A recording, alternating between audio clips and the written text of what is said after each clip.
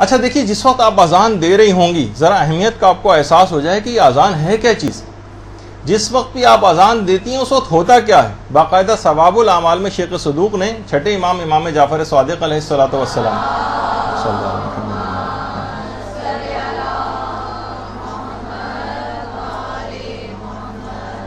کہ جو شخص بھی اذان و اقامت کے ساتھ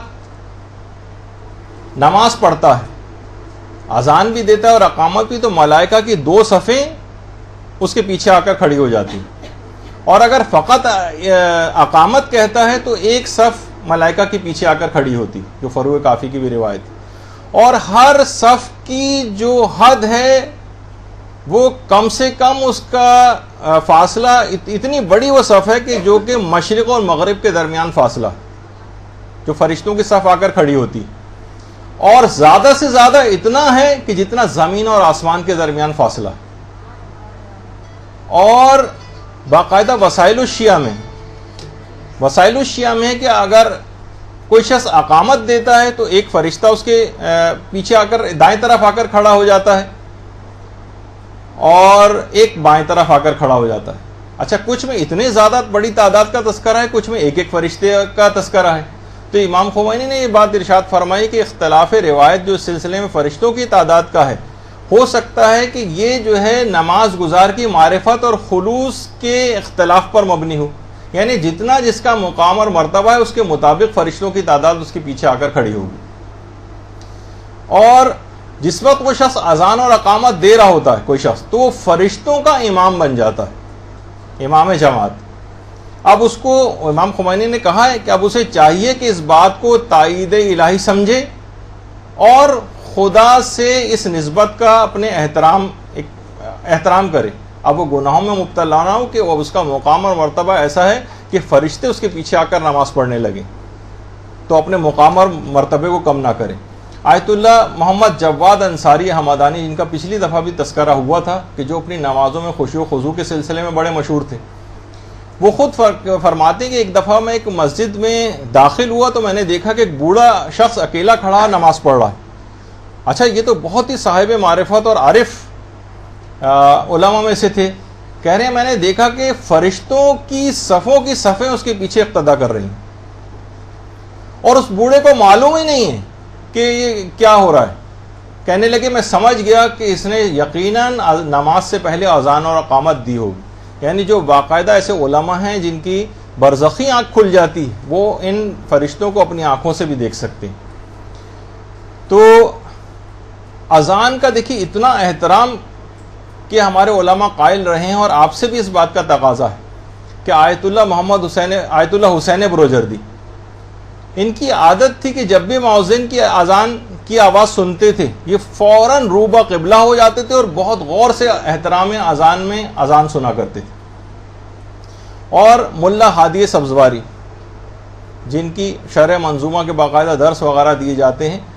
وہ تو اتنا اس بات کے اذان کے احترام کے قائل تھے کہ جب دوران تدریس پڑھا رہے ہوں، کلاس لے رہے ہوں اور اذان کی آواز کان میں آ جائے تو درس کو فوراً روک دیتے تھے اور خود بھی اذان دینے لگتے تھے. اور علماء فرماتے ہیں کہ اذان کا جو اس طرح سے احترام کرتا ہے، ایک چیز بہت عام طور پر ایسے افراد کے سلسلے میں دیکھی گئی ہے کہ جو بھی اذان کا احترام کرتا ہے اس کو موت کے وقت کلمہ پڑھنا ضرور نصیب ہو جاتا ہے. یہ باقاعدہ نوٹ کی گئی ہے بات کہ وہ افراد کے جو اذان کا احترام کرتے ہوں اور تو ان کو ایک یہ فائدہ ان کو ملتا ہے انتقال سے پہلے کہ ان کو کلمہ پڑھنا جو ہے وہ ضرور نصیب ہو جاتا ہے. اور اذان کے احترام میں یہ بات شامل ہے کہ اذان کی آواز سن کر خاموش ہو جائے اور اذان کے کلمات کو دہرائے، اور اس کے بعد کچھ جو مسنون دعائیں ہیں وہ ان دعاؤں کو بھی اگر پڑھے تو بہت اچھا ہے. اور وہ جو بھی آپ سنتی ہیں کہ پیغمبر اسلام اس طرح سے کھڑے ہو جاتے تھے اذان کی آواز سن کے جیسے کسی کو پہچانتے ہی نہ ہو، کہ اب اذان کا اتنا فوق العادہ احترام کیا کرتے تھے پیغمبر. اور یہی احترام اور عظمت اذان تھی کہ امام حسن کا جو ابھی آپ نے سنا کہ رنگ زرد پڑ جاتا تھا. اور امام خمینی اس حد تک اذان کے احترام کے قائل تھے کہ خود جب فجر کی نماز سے بھی 2 گھنٹہ پہلے سے اٹھ کر نماز کی اور اذان کی تیاری کیا کرتے تھے. آپ نے کئی سال پہلے جو ایک درس بھی ہوا تھا امام زمانہ علیہ الصلوۃ والسلام کے سلسلے میں،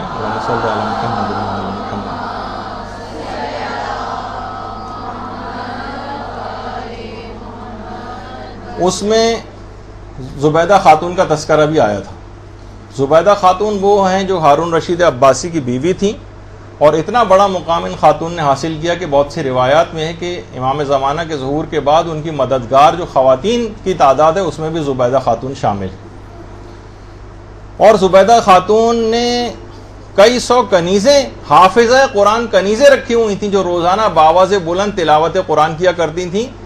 کہ شہر کے قرب و جوار کے جتنے گھر ہیں اس میں صبح ہی صبح تلاوت قرآن کی آواز جائے. اور ان کا ایک بہت بڑا کارنامہ نہر زبیدہ ہے. نہر زبیدہ مینا کا جو میدان ہے, مینا میں کنویں ہی کنویں, یعنی بہت زیادہ پانی مینا میں ہے.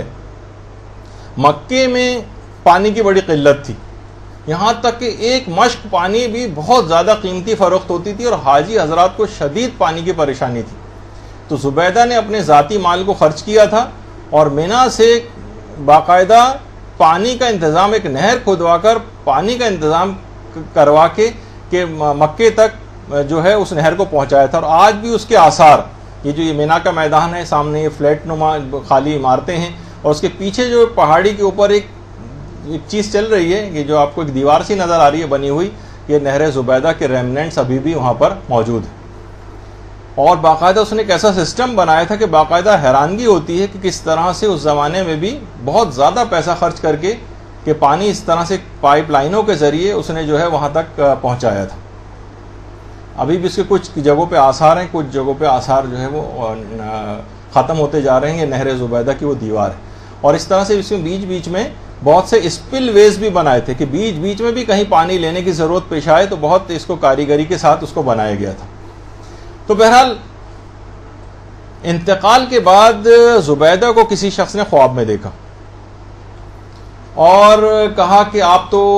کی تو اتنی زیادہ خدمات ہیں, آپ نے تو حاجیوں کے لیے نہر کھدوائی ہے, آپ کا تو انجام یقیناً بخیر ہوا ہوگا, مخلوق خدا کو آپ نے کتنا فائدہ پہنچایا,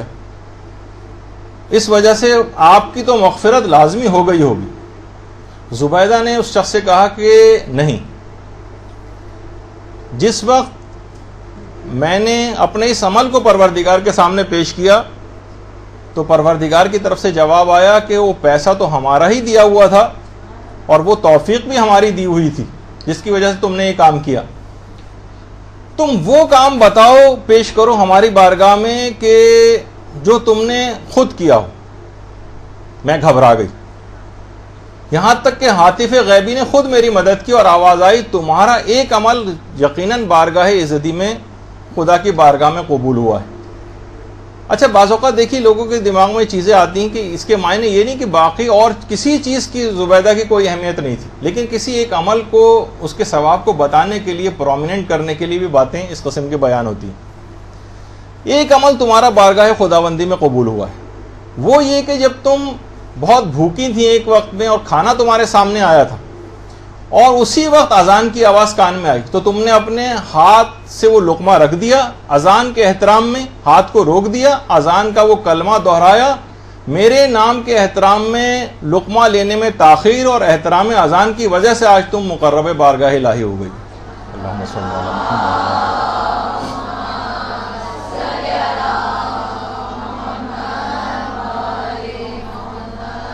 تو آپ نے دیکھا کہ خود اس اذان کا احترام, خود جو دینے کا ثواب ہے وہ تو بھی آپ نے سنا, صرف اس کا اتنا احترام کہ صرف اس کے الفاظ کو اس انداز سے دہرانا جس کا ثواب بھی آگے چل کر تذکرہ بھی ہوگا. اور اذان میں تو سورہ مائدہ کی آیت نمبر جو 58 ہے اس میں تو باقاعدہ ایسے افراد جو اذان کا مذاق اڑاتے تھے ان کی مذمت بھی آئی کہ جب تم اذان کی آواز ان کی طرف بلند ہوتی ہے, جب اذان دی جاتی ہے تو یہ افراد اس کو مذاق اور کھیل بنا لیتے ہیں, یہ اس کو مذاق اور کھیل بنا لیتے ہیں. اور کیونکہ یہ انتہائی بے عقل قوم ہے, یعنی اذان کی آواز کو مذاق اور کھیل بنانا, اور اس کا اتنا زیادہ مذمت بھی آئی, باقاعدہ تفسیر کبیر میں بھی ہے اور تفسیر صافی جو ملا محسن فیض کاشانی کی ہے, تفسیر در منصور جو ہمارے علماء اہل سنت کی ہے, اس میں بھی ایک روایت ہے کہ جس وقت اذان پہلے زمانے میں جب ایک شخص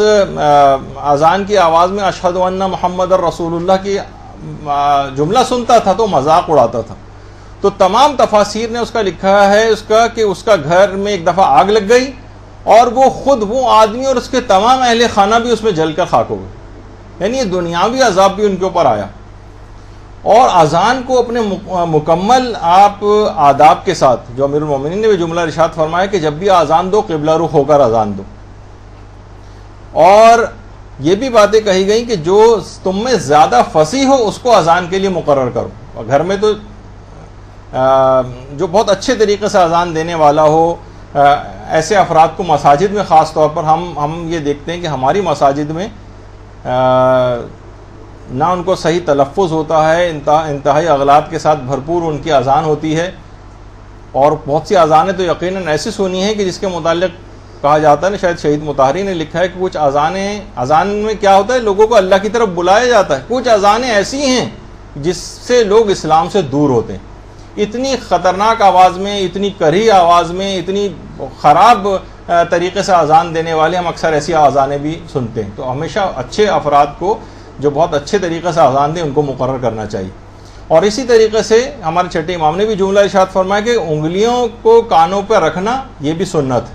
برحمتك يا أرحم الراحمين